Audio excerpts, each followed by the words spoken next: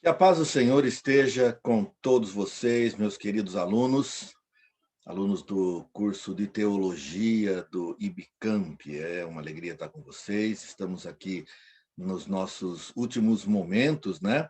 Estamos aí já na aula número 10 do nosso curso de Teologia Ministerial. Temos visto a importância desse trabalho, dessa matéria, essa disciplina, para aquele que está no ministério cristão. Agora, nós, no dia de hoje, vamos ter também assunto importante. Nessa e na próxima aula, porque essa aula de número 10, ela foi dividida em duas gravações. Então, nós vamos gravar a aula 10A, que é essa, vamos estar com vocês, e vamos ter a aula 10B, onde podemos dar continuidade com calma nesse assunto de tanta relevância. Eu vou abrir aqui o nosso PowerPoint e vamos começar, porque temos muito assunto a tratar no dia de hoje, e eu creio que vai ser de muita relevância esse assunto. Muito bem. Eu quero lembrar vocês da necessidade que vocês têm de ler o livro antes de estar aqui. Então, é um ponto importante da sua jornada, a leitura do livro, né? Por favor, não esqueça de fazer a leitura, onde nós temos ali o conteúdo mais abrangente. O capítulo 10, nós vamos tratar dos perigos que são inerentes ao ministério.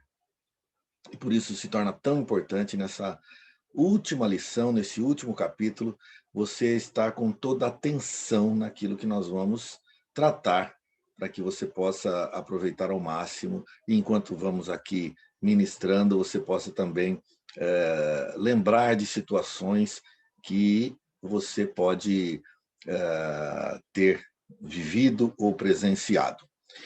Os perigos do ministério são muitos, né? A anatomia de uma queda, é um artigo que nós não vamos tratar aqui diretamente, mas você tem ali no seu livro, que é um artigo escrito pelo pastor Augustus Nicodemos há algum tempo, muito importante.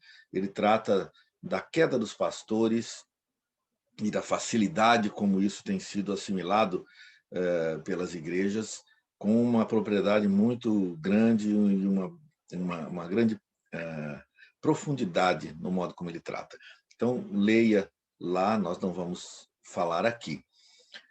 Ter a Bíblia como ferramenta de trabalho é um dos perigos do ministério, achar-se dono da igreja, o tradicionalismo pernicioso, nem sempre ele é ruim, mas tem o tradicionalismo que é ruim, a religiosidade e os 4 estágios que uma igreja normalmente passa, e permitir que barreiras entre jovens e velhos sejam levantadas. Esses assuntos nós vamos tratar e eu creio que vamos aprender refletindo sobre isso.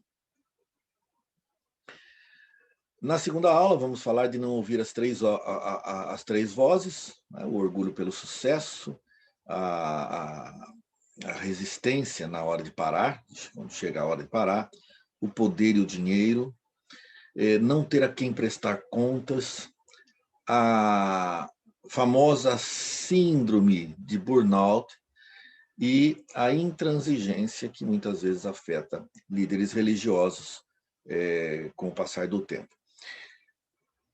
Começando aqui, lembrando que o pastor ele é um ser humano. Nós somos uma pessoa como qualquer outra, sujeita às mesmas paixões, às mesmas fraquezas, e os mesmos sentimentos. E nós não podemos tratar o pastor como se fosse um super-homem. Ao vocacionar, Deus não transforma o pastor num ser divino, ele não se torna Deus, ele continua sendo um ser humano. O pastor precisa cuidar do seu aperfeiçoamento e santificação, a fim de ser exemplo dos fiéis. Nós já vimos isso como pré-requisito, né? Exemplo dos fiéis. E que sua vida seja isenta dos pecados escandalosos que o desabilite como ministro diante do seu rebanho e da sociedade. Eu digo pecados escandalosos, porque nós não somos perfeitos, nenhum pastor é perfeito e acaba cometendo os seus pecados e precisa se arrepender deles obviamente, né? E lutar contra eles. Mas não podemos imaginar que isso não aconteça na vida do pastor, que ele é um ser impecável. A corrupção, a degradação moral, sexual, a infidelidade conjugal, além de outros pecados que causam escândalos ao evangelho, mancham o ministério e derrubam o ministro. Temos uma imagem aqui de um ministro caindo, né? Aliás, uma pessoa caindo, claro, aqui nesse caso simbolizando um ministro. George Hendricks, professor Dallas, ele compartilhou um estudo sobre algumas semelhanças entre 246 pastores que haviam caído moralmente e retirados do ministério pastoral. Então, ele pesquisou esses 46 homens de Deus que haviam caído e, portanto, estavam fora, foram retirados do ministério, e ele foi buscar, nessa pesquisa, entender o que leva o pastor à queda. Ele compilou 4 características comuns na vida desses homens. Nós vamos ver agora. A primeira, nenhum dos homens estava envolvido em qualquer tipo de prestação de contas a outra pessoa. Ele havia atingido o mais alto grau dentro da sua denominação, ou mesmo quando a igreja é independente, não há quem prestar conta, não há um superior a ele. Não havia, nesses casos, pessoas a quem ele tinha que dar conta. Segundo, cada um dos homens tinha quase cessado de ter um tempo diário de oração pessoal e leitura da Bíblia e adoração pessoal. Veja, aqui não estamos falando de pegar a Bíblia para preparar um sermão, mas sim para edificação, meditação, para que Deus fale ao coração. Terceiro, mais de 80% dos homens se tornaram sexualmente envolvidos com alguma outra mulher, situação que muitas vezes teve origem nas sessões de aconselhamento. Já falamos desse cuidado no ministério, quando falamos dos cuidados que devemos tomar, um deles é essa questão do aconselhamento. Né? Se você não lembra, volte lá, porque ele é um ponto importante. Sem exceção, cada um dos 246 estava convencido que aquele tipo de queda nunca aconteceria com ele. Olha, sempre aquela ideia, não vai acontecer comigo, vai acontecer, pode acontecer com os outros, mas comigo não vai acontecer, eu estou muito bem respaldado, a coisa está tudo muito bem escondida. Diz a Bíblia, ferirei o pastor e as ovelhas se dispersarão. Não há dúvida alguma que o diabo aproveita todas as brechas que encontre para derrubar um pastor. Não há dúvida disso. Porque ao atingir o pastor, ele atinge muita gente. Ele não derruba apenas um. Então, é claro que buscar derrubar o líder de uma igreja, ele vai afetar toda a igreja e, eventualmente, derrubar muitas pessoas delas. Por isso é importante conhecer as armadilhas do diabo, os embaraços da vida, as oportunidades que o ministério estampa para o erro, as inclinações da nossa carne e identificar os perigos enquanto eles ainda estão longe, para que você possa vigiar. Por isso é tão importante você se envolver com essa aula que nós estamos tratando, com essa e com a próxima aula, porque vamos identificar perigos que muitos já passaram, né? E sábio é o homem que aprende com o erro dos outros, que não precisa ele mesmo cair no erro, né? Alguns problemas podem ser facilmente percebidos e que são inerentes à posição de liderança que ocupa. Quando você se coloca na liderança, você está em destaque. Quando está em destaque, algumas coisas são muito simples de perceber e que são armadilhas que poderão te derrubar. Primeiro, ter a Bíblia como ferramenta de trabalho. Nós já demos algumas observadas nesse assunto durante o nosso curso. Mas nós não podemos esquecer que a Bíblia é a fonte de vida e de transformação para o obreiro. Então, o obreiro precisa ser transformado pela palavra de Deus antes que ele seja instrumento para levar a palavra a fim de transformar outros. Se a Bíblia deixa de falar conosco apenas para falar através de nós, o desvio é certo. O pastor acaba se tornando um profissional do evangelho e não um crente exercendo o seu ministério e o seu chamado. O ideal é que o pastor viva o que ele prega, mas a realidade é que o pastor, ele é um crente como qualquer um e está longe da perfeição e que também está lutando para vencer as suas debilidades. O ideal é que ele pregue apenas aquilo que ele viva, ou viva aquilo que ele pregue. Mas nós sabemos que a realidade não é essa. O pastor honesto, digno, servo do Senhor, ele está sempre lutando para ser assim, sempre em busca disso. Mas a perfeição não foi atingida. Se ele pregar ou ensinar rigorosamente tudo o que ele vive, certamente ele vai ter pouco assunto para pregar, né? Porque é uma pessoa que também está necessitando ser tratado pela própria palavra que ele prega. Ele precisa ser exemplo para os de fora, mas ele não é chamado para pregar sobre a sua vida, porque nem mesmo compreendo o meu próprio modo de agir, pois não faço o que prefiro, e assim aquilo que detesto. Se tenho de gloriar-me, gloriar-me-ei no que diz respeito à minha fraqueza. De tal coisa me gloriarei, não, porém, de mim mesmo, salvo das minhas fraquezas. Veja, são palavras do apóstolo Paulo. E ainda ele diz, porque eu sou o menor dos apóstolos, que nem mesmo sou digno de ser chamado apóstolo, pois persegui a igreja de Deus. Então ele expõe aí a sua fraqueza. E nós estamos falando de qualquer um, nós estamos falando do apóstolo Paulo, né? Sabemos o que ele significa na história da igreja. Um outro erro comum é achar-se o dono da igreja. Dono da igreja. A igreja é a cara do seu pastor. Já ouviu isso? Claro, é uma frase muito comum.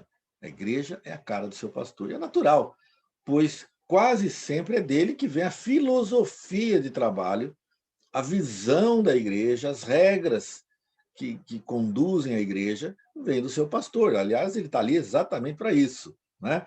É para dar a direção debaixo da orientação de Deus, mas dar a direção e o caminho da igreja. A igreja tem a sua personalidade, portanto é natural que ela fique a cara do seu pastor. Mas apesar dessa influência, cabe ao pastor e aos membros terem claramente em suas mentes que o pastor não é o dono da igreja. Não é como uma empresa onde ele é o dono e ele manda na igreja, na empresa, nesse caso a igreja. Mesmo que ele esteja nela há muitos anos, ou que ele tenha sido o fundador da igreja, ou até mesmo que ele tenha investido do próprio dinheiro na sua fundação e manutenção. Isso não faz dele o dono da igreja. Eu sei de histórias de pastores que comprou terreno com com o seu próprio bolso, ou cedeu o seu terreno para que a igreja construísse em cima e colocou muito dos seus recursos para que a igreja fosse construída. Então, ela foi construída com grande parte dos recursos dele, também dos irmãos, mas em cima do terreno dele. E então se achava o dono da igreja, né? O dono da igreja. Toda igreja deve ser fundada dentro das leis do país, com personalidade jurídica, ou seja, o seu CNPJ, um estatuto, o regimento, diretoria definida, conselho fiscal competente e ativo, né? Que não está lá só para encher o papel ou para preencher um cargo. A igreja será regida por seu estatuto, o seu dinheiro vai ser e deve ser movimentado através de uma tesouraria estabelecida, sempre com a anuência de um tesoureiro, ou mais do que um tesoureiro, né? A igreja tem 2, 3 tesoureiros para que tenha maior segurança, né? E que esses tesoureiros não permaneçam muito tempo no cargo, mas que anualmente sejam trocados, né? Para que não se tornem instrumentos de queda, né? E é interessante que o pastor não faça parte dessa tesouraria, né? Que ele não venha a ser aquele que assina os cheques ou que possa se envolver diretamente no dinheiro. O pastor, sim, como presidente da igreja, ele tem que administrar o dinheiro, não significa que ele tem que pôr a mão no dinheiro, né? Ele tem que saber controlar, ter os seus relatórios, saber como é que anda as finanças, para onde está indo o dinheiro, dirige, isso sim. Mas não significa que ele tem que ir no banco fazer depósito ou que ele tem que assinar os cheques.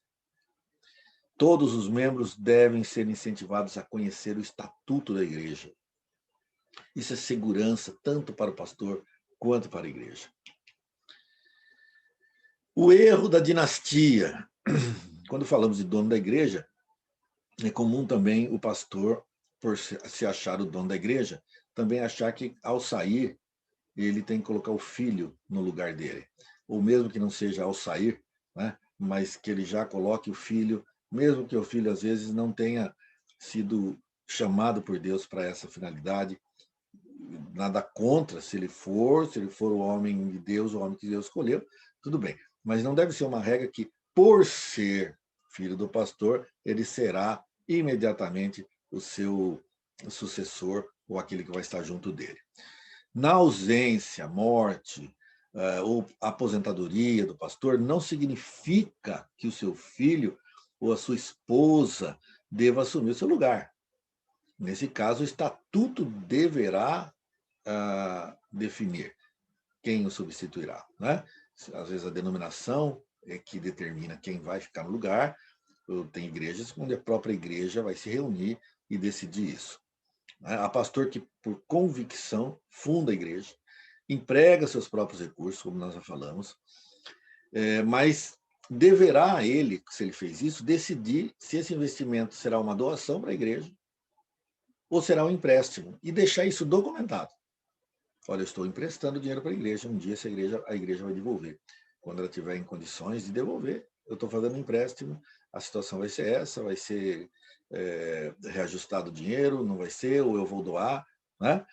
Mas isso precisa ser documentado para que lá na frente, não haja problemas. Então, esse cuidado tem que tomar. Isso é um perigo do ministério. Por quê? A igreja, às vezes, tem uma rotatividade. É possível que daqui a 10 anos não haja ninguém mais dos fundadores. Ou, em algum tempo, todos os fundadores foram embora. Eles é que sabiam que foi o pastor que construiu com o dinheiro dele, que emprestou o dinheiro dele, eles é que sabiam. Os outros agora não sabem. Então, não podemos deixar essas coisas de qualquer maneira. Se há um empréstimo, se o pastor está emprestando dinheiro para a igreja, precisa estar documentado. Todo mundo precisa saber disso em documentos. Os bens da igreja são da igreja. Não importa se foi o pastor que deu, são da igreja. Mesmo que tenha sido investimento do pastor, não importa. Ele não pode ser usado para atividades particulares do pastor. Ele não pode fazer da igreja a sua casa, no sentido de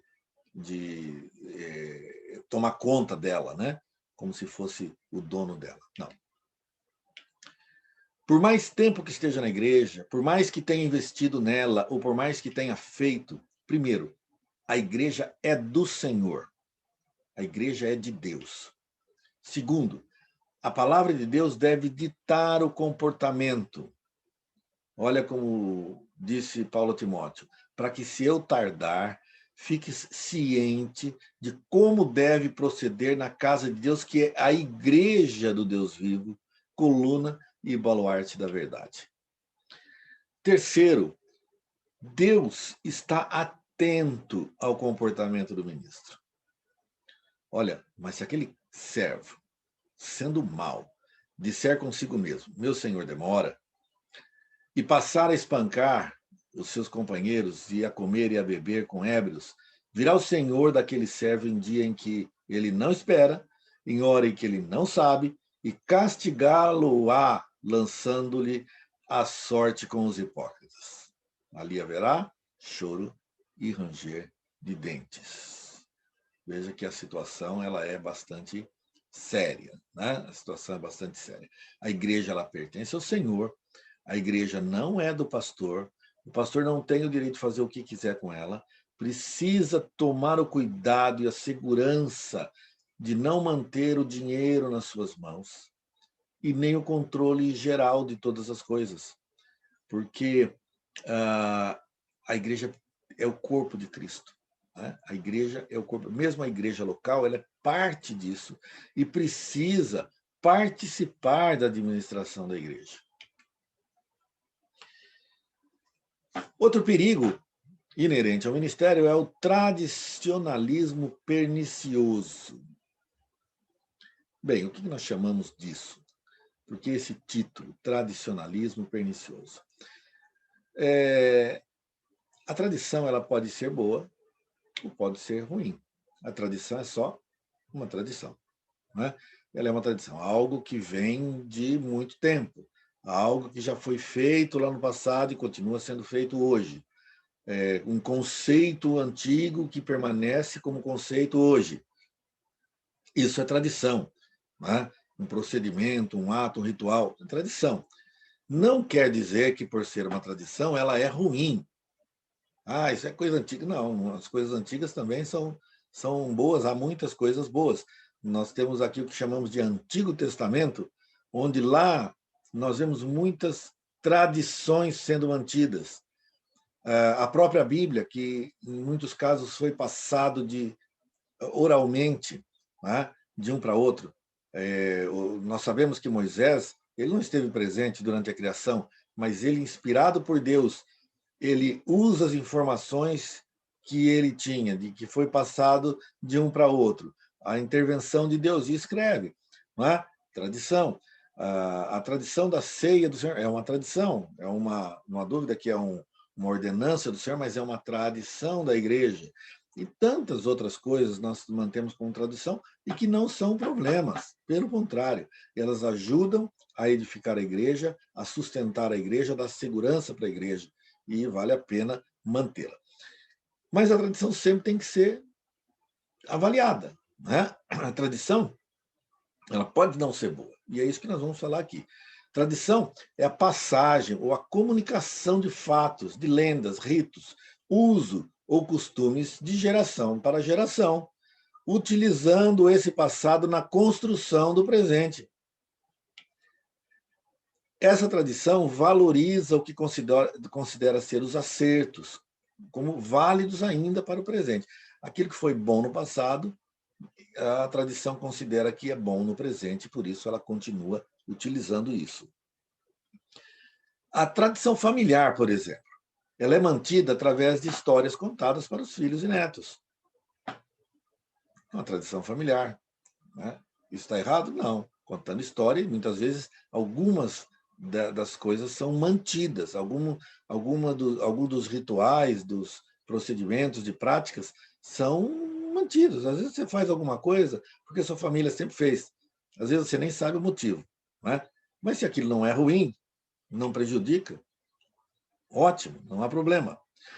Na igreja, a tradição ocorre através de práticas que se mantêm por muitos anos, que pode ser um legado rico de experiências e que dá segurança ao presente, evitando que ela se mova sempre de um lado para outro, sob qualquer vento de doutrina. A tradição vê o passado como uma experiência de fé, tirando delas lições valiosas para o crescimento espiritual. Então, a ideia é aquilo que nós já passamos, nós usamos para construir o presente. Aquilo que nós já vivemos, nós sabemos o que dá certo, o que não dá certo. Não é? E aquilo que induz ao erro e aquilo que não induz. Cuidado, né? Veja que isso é uma tradição, não é uma regra. Não é porque alguma coisa que você fez lá no passado não deu certo, que não vai dar certo sempre. E não, a não ser que seja um pecado, evidente. mas também não é uma coisa que você fez lá atrás e deu certo, que vai dar certo sempre. Não é? E vai dar certo sempre em todos os lugares. É possível que uma tradição ela caia bem num lugar, mas não caia bem num outro lugar. Nós temos muitas experiências na pregação do Evangelho, metodologias, por exemplo, que foram usadas há muito tempo e que davam muito certo e que hoje não funcionam mais, né? Não funcionam mais. Mas em alguns lugares do Brasil ainda funcionam. Desde que não contrarie a Bíblia, a tradição tem o seu valor, porém precisa ser constantemente provada se ainda cabe dentro da cultura e da sociedade em que está sendo imposta. Então, essa é uma ideia que precisa fazer parte da nossa vida. Aquilo que é bíblico, nós não alteramos. Não podemos alterar, é a Bíblia. Mas há atitudes que são apenas tradição e não são Bíblia. Não, é? Não se diz na Bíblia para fazer ou não fazer daquele jeito. Então, sempre nós temos que avaliar. Vale a pena ainda continuar agindo assim? Vale a pena ainda manter essas regras? Ainda está em tempo de ser proveitoso a prática X, Y, Z dentro da igreja, da sociedade atual? Então, o mundo evolui. Para pior ou para melhor, o fato é que ele evolui. E a igreja também precisa evoluir. Não nos seus conceitos, não na palavra de Deus, não naquilo que interfere a doutrina, isso não. Não se mexe naquilo que é Bíblia. Mas a igreja tem que evoluir. Às vezes, aspectos tradicionais impedem que isso aconteça. Muitas práticas eclesiásticas que foram instituídas com muito sucesso em um momento histórico e que perdurou por muito tempo depois, pode tornar-se motivo de fracasso hoje. Por quê? É como alimento vencido. Aquilo valeu para aquele momento. Não é? Para aquele momento. Não dá mais para continuar com ele. A contextualização da igreja, ou na igreja, deve ser feita com prudência, mas deve ser feita. Ela precisa ser feita. A tradição e a Bíblia. Bem, a tradição imposta, mesmo que fora de validade, torna-se tradicionalismo. A tradição que foi imposta e que ela já não cabe mais, ou seja, já perdeu a validade. Se ela se mantém, ela vai trazer problema. E é isso que chamamos de tradicionalismo pernicioso. O que acontece quando você impõe uma tradição que está com validade vencida? Coloca a tradição como regra no lugar da Bíblia. Não, isso não vai dar certo. Não é? Foge da lógica e do bom senso, simplesmente para se manter a tradição. Sempre foi assim, vai continuar sendo assim. Mas não dá mais, mas tem que ser assim, e vai ser assim. Considera a instituição com mais valor do que as pessoas, pois a aparência é o que importa. Não é? Então, quando você começa a dar muito valor à tradição, mesmo que tudo comprova que ela não cabe mais, você está mostrando que a instituição tem mais valor do que a vida das pessoas, que estão, às vezes, sofrendo por causa disso. A igreja que não se contextualiza se afoga no tradicionalismo. E a tradição pode invalidar a ação da palavra de Deus. Vocês lembram quando Jesus falou em Marcos capítulo 7 da tradição, né? Da tradição, do Corbã, e estava invalidando a palavra de Deus com a tradição. O tradicionalismo leva a igreja a adoecer e regredir, perdendo o vigor e a vivacidade. Hoje, por exemplo, quando você fala igrejas tradicionais, normalmente é de uma forma pejorativa que a gente ouve isso, né? Não significa que tenha que ser, mas pode realmente ser algo problemático. Esse assunto também que nós vamos falar agora, um perigo muito grande, é a religiosidade. Talvez seja um dos grandes perigos que a igreja como todo sofre, e é claro que o seu pastor está à frente disso. A religiosidade. Vamos ver que precisamos vencer a religiosidade. Vamos entender primeiro o que essa palavra traz, né, com a conotação. A doença do tradicionalismo, que nós acabamos de falar, pode avançar para o estágio seguinte e muito pior, a chamada religiosidade. Esse é o ponto de morte, pois o Espírito Santo perde o lugar para homens que se acham semideuses, que pensam ditar o modo de agir de Deus, por acharem-se mais santos que os demais e, quem sabe, mais do que Deus mesmo. Não se alegram mais com o arrependimento dos irmãos, pois em seu rigor religioso não tem espaço para misericórdia. Então, é muito comum isso, né? O irmão cai, se desvia do evangelho, e quando ele volta, ao invés da alegria, existe a restrição, né? É mal recebido, é recebido com dúvidas, é colocado em situação humilhante, quando, na verdade, nós já vemos na Bíblia, quando Jesus disse que quando um pecador se arrepende, há festa no céu, né? Mas a religiosidade trava e as pessoas se acham superiores daquelas que caíram. São como escribas e fariseus hipócritas, que fazem questão das coisas insignificantes, que nada contribuem com o bem da igreja. São como sepulcros caiados, pois valorizam muito a aparência e acabam vivendo no passado. Jesus disse para a igreja: conheça as suas obras. Lá no Apocalipse, conheço as suas obras. Vocês têm a fama de estar vivo e estar morto. Fama de estar vivo. Você tem fama, mas está morto. Paulo enfrentou a religiosidade dos judeus que se consideravam detentores da verdade. Eles massacram os que erram e têm dificuldade de perdoar a falha dos outros. Vamos observar nessa questão de religiosidade e tradicionalismo alguns estágios que a igreja sempre atravessa. E chamamos aqui de 4 estágios. O primeiro é o estágio inicial. A igreja pequena, dirigida por um grupo de crentes, quase 100% dos membros estão comprometidos com tudo aquilo que a igreja está fazendo, gostam de passar tempo juntos nas casas uns dos outros, em estudo bíblico. Se o prédio da igreja precisa ser construído ou reformado, todos se envolvem na causa, doam tempo, dinheiro, as mulheres se envolvem na ajuda de tudo isso, né?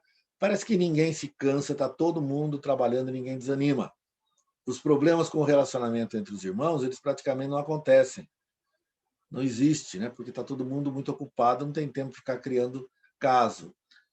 As professoras elaboram seu próprio material de ensino, recortam, montam, fazem acontecer, sem que haja recursos adequados disponíveis. Ele está começando, né? É o estágio inicial.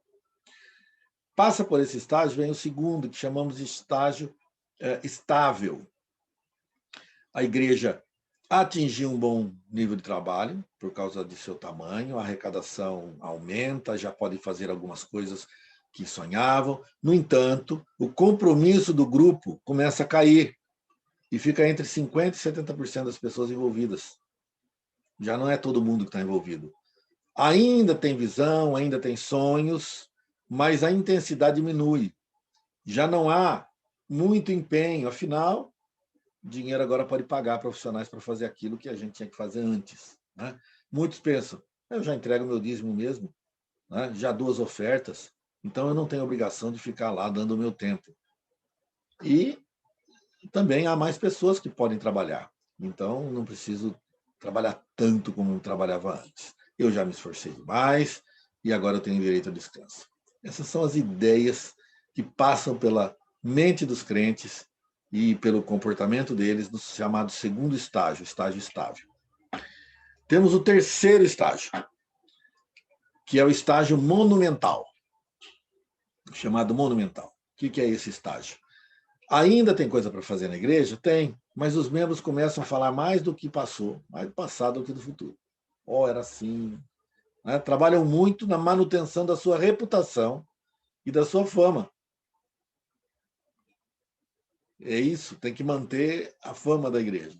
Eles fazem coisas como fazem, por quê? Sempre fizeram assim. Olha, o tradicionalismo tomando conta. Muitas vezes sofrem com as lutas de poder e muitos falam sobre a igreja como a minha igreja, a nossa igreja. Né? O nível de compromisso mergulha de 10% a 30%. Olha como cai. Aquilo que era 100 passou para 50 a 70, agora 10 a 30 de envolvimento. E o último estágio, chamado estágio mausoléu, é a igreja morta. Muitas pessoas se afastaram, morreram. Os níveis de participação, ou não de compromisso, agora estamos falando de participação, o compromisso praticamente já não existe mais. Ficam entre 10% a 50% aos domingos, e há revezamento, pois os membros não sentem a necessidade de estar presente na igreja o tempo todo. Os visitantes são escassos, e quando aparecem, não são muito bem-vindos, pois mexe com o que está acomodado. Afinal, os novos afetariam as panelas que já existem. Bom, outro perigo é a barreira entre jovens e os mais velhos. Conflitos são parte do relacionamento humano desde que nascemos. Não há dúvida que vamos viver sempre conflitos. Ele nos ajuda a crescer. Os conflitos nos ajudam a crescer e a compreender melhor a vida. Por isso, relacionamento entre pais e filhos pode ser traumático. Entre irmãos de idade relativamente diferentes, também pode ser quebrados por causa dessa diferença. Desenvolvimento de empresas, às vezes, são afetados quando mais jovens estão na frente e os mais velhos não se encaixam, ou vice-versa. Nas igrejas existem pessoas de todas as idades e muitos com função de liderança, com idades diferentes. E é muito comum o chamado conflito de gerações dentro das igrejas, que é o nosso foco aqui. Conflitos não podem ser problemas. Conflitos precisam ser entendidos como conflitos e serem usados para o crescimento. O conflito ele não pode se tornar um problema. Mas tem que ser um benefício, especialmente na igreja que tem uma vocação acolhedora. O mundo está mudando cada vez mais rapidamente. Isso nós estamos vendo aí diante de nós. E se a igreja não tiver jovens que são mais maleáveis às mudanças, a tendência da igreja é envelhecer junto com os seus líderes e se tornar o mausoléu. Por mais que um líder seja versátil e aberto a novas ideias, e que ele procure sempre evoluir, ele não poderá, pela própria natureza humana, acompanhar as nuances da mudança como os jovens acompanham. Isso é natural. O ímpeto empreendedor do jovem é um tempero saudável para a igreja. E assim, a experiência dos mais antigos também é saudável. Se o jovem perceber que não há espaço para ele expor, ou mesmo para implementar suas ideias, desde que, obviamente, não seja antibíblica, né? Certamente ele vai perder o estímulo e não vai querer ficar na igreja. Se ele ver que não tem espaço para ele, ele vai sair dela. A responsabilidade disso é de quem? É dos mais velhos, não dos jovens.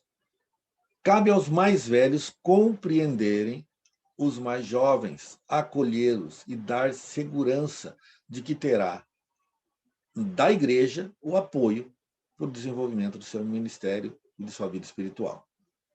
Os mais velhos já foram jovens.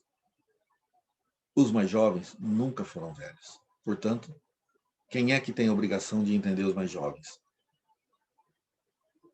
Os velhos. Então, você que é mais velho tem a obrigação de entender os mais jovens.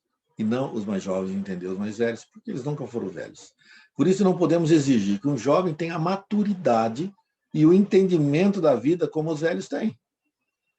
Cabe aos mais experientes manter o diálogo, nunca interromper, ter compreensão, paciência, para ver os seus jovens amadurecendo e progredindo na obra de Deus. e não considerar os seus jovens como rebeldes e problemáticos. Muito bem, terminamos aqui a nossa aula, a nossa 10ª aula A, com esses perigos do ministério. Mas nós temos mais ainda para ver.